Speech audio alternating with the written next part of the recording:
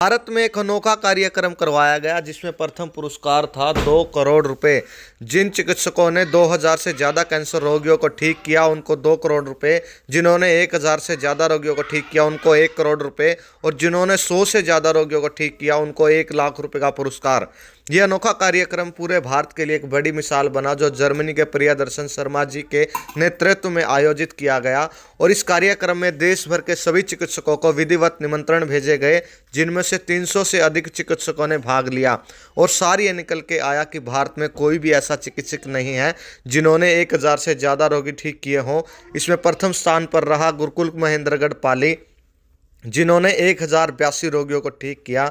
अब तक report negative हुई है जिनकी, लेकिन उनमें से 300 रोगी दोबारा से रिपीट हो गए। प्रथम स्थान के साथ गुरुकुल निरंतर सबसे अधिक कैंसर रोगियों को ठीक करने वाला बना हुआ।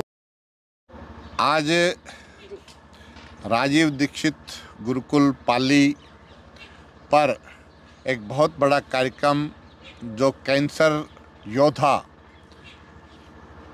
जो आयुर्वेद के माध्यम से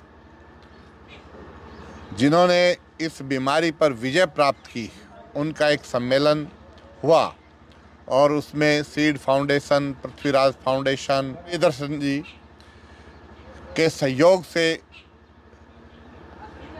ये प्रारंभ करने की कोशिश की गई कि आने वाले समय में जो जीवन शैली है वो अच्छी हो, स्वस्थ वातावरण के माध्यम से और अपने आयुर्वेद के माध्यम से अधिक जो कैंसर के रोगी ठीक हों, जिन्हें बहुत ही कम लागत की चिकित्सा उपलब्ध हो और गरीब व्यक्ति सामान्य से खर्चे में ठीक हो जाए, ऐसा प्रयत्न यहाँ पर प्रारंभ हुआ है। हमारी चिकित्सा पद्धति पुरातन चिकित्सा पद्धति है, दुनिया की श्रेष्ठ चिकित्सा पद्धति है, गौ माता पर आधारित चिकित्सा पद्धति है और प्राकृतिक खेती पर आधारित चिकित्सा पद्धति है। लेकिन पिछले कुछ समय से एक ग्रहण लग गया था, लोग एलोपैथिक की तरफ बहुत अधिक बढ़ गए थे। पुनः सरकार भी ये चाहती है कि हमारी जो सदियों की हमारे ऋषि मुनियों की जो मेहनत थी, जिन्होंने ग्रंथ लिखे थे चिकित्सा पर, और हर व्यक्ति स्वस्थ रहे और 100 साल जो सत्यम जीवित की हमारे यहाँ ग्रंथों में लिखी हुई है वो सब पर लागू हो, ऐसा यहाँ पर से प्रारंभ होगा।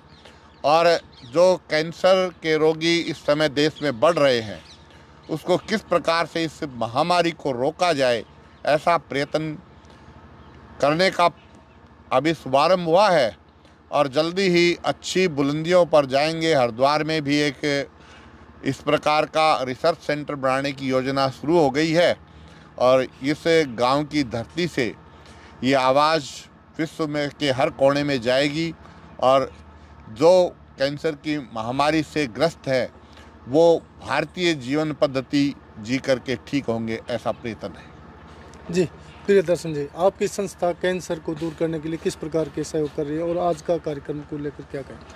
आज का कार्यक्रम बहुत ज़रूरी था, जैसे आचार्य जी ने बोला और चाचा जी ने बताया कि सम्मानित करना बहुत ज़रूरी है। जब तक आप सम्मानित नहीं करेंगे और उनको रिकग्नाइज़ नहीं करेंगे जो इतना अपना ज़िंदगी उन्होंने बिता रहे हैं लोगों की भलाई के लिए, तो कोई फ़ायदा नहीं है। मतलब पैसे कमाने का फ़ायदा तभी है जब आप सोसाइटी को भी कुछ दे सके। अब मैं आपको एग्जांपल देता हूँ, जैसे जर्मनी में मैं खुद त्रिफला एज अ रसायन कॉन्सेप्ट ले रहा हूँ, जो 12 साल का है, 2.5 साल हो गए मुझे। जर्मनी में मेरे अच्छे दोस्त हैं जो हॉकी खेलते हैं, छोटे से लेके बड़े तक।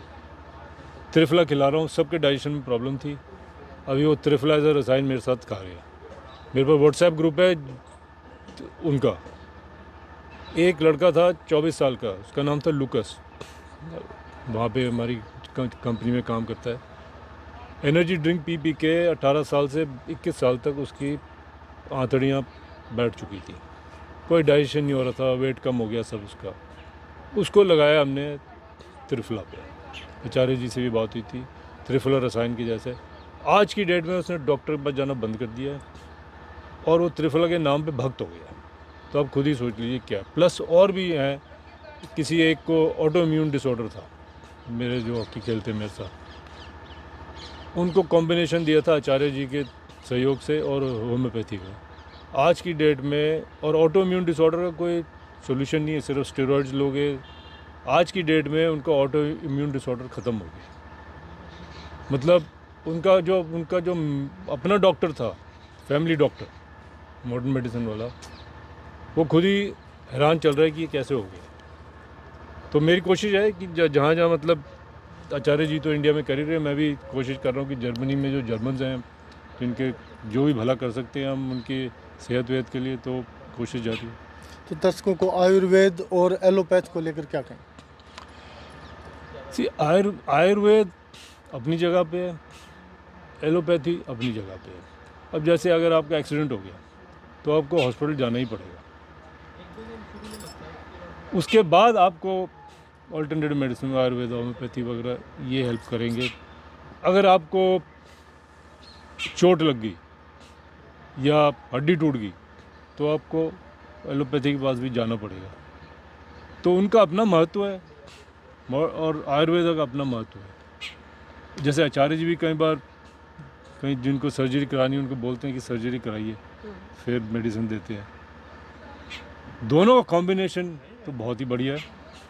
और आयुर्वेद तो खैर 10,000 साल से पुरानी वो कॉम्बिनेशन है मेडिसिन का, वो जो हम खो रहे थे, अब धीरे धीरे आचार्य जी और जैसे वैद्य हैं उनसे हम वापस ला रहे हैं, और हम जितना सहयोग कर सकते हैं उसमें तो वो करें। धन्यवाद जी।